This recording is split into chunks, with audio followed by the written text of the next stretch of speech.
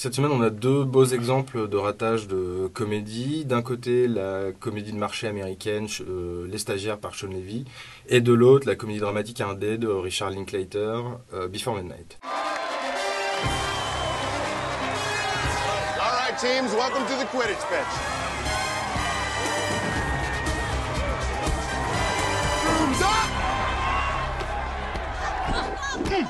La première manière de rater une comédie, ce serait de ne pas se prendre assez au sérieux. C'est ce qui arrive aux stagiaires de Sean Levy, qui réunit les serial noceurs, donc Owen Wilson et Vince Vaughn, dans des rôles de type un peu vieillissant, un peu déconnectés du présent, et qui doivent faire un stage chez Google pour trouver un boulot.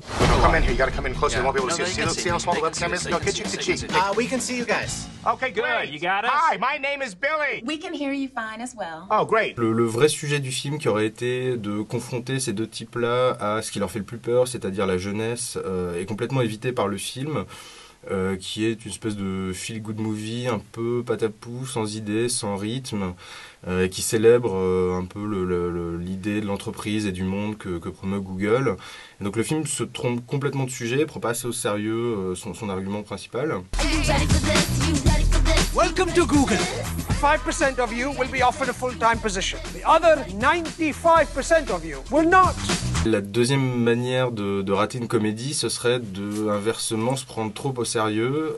Donc là, il n'y a rien de plus déprimant qu'une comédie qui se prend trop au sérieux, ou qu'un auteur de comédie qui considère tout d'un coup que la comédie, c'est pas un matériau assez noble. Stop ogling girls. I don't ogle girls. I make love to them with my eyes. Oh, wow. Là, c'est ce qui arrive à Richard Linklater dans Before Midnight, qui est la conclusion provisoire de sa trilogie du couple Ethan Hawke et Julie Delpy, qui a été amorcée dans les années 90 et poursuivie dans les années 2000 par Before Sunrise, Sunset, ou inversement. About 18 years ago, we sort of fell in love. And a decade later, we ran into each other. No. You wrote a book, and I read about it and went to look for it. Oh, that's pretty romantic. Et donc là, c'est l'histoire d'un couple donc qui fait un peu le bilan de sa vie, l'histoire aussi d'une femme qui est confrontée à la maternité, aux affres de la maternité.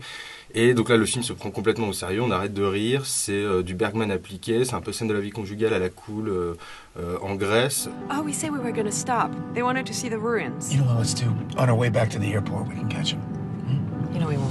Yeah, probably not. C'est un film qui repose entièrement sur les dialogues et qui supposerait donc d'avoir écrit quelque chose d'un peu consistant. Or là, les dialogues sont assez ahurissants. C'est une accumulation de poncifs sur le vieillissement, sur le délitement du couple. I feel close to you. Yeah. But sometimes I don't know. I feel like you're breathing helium and I'm breathing oxygen.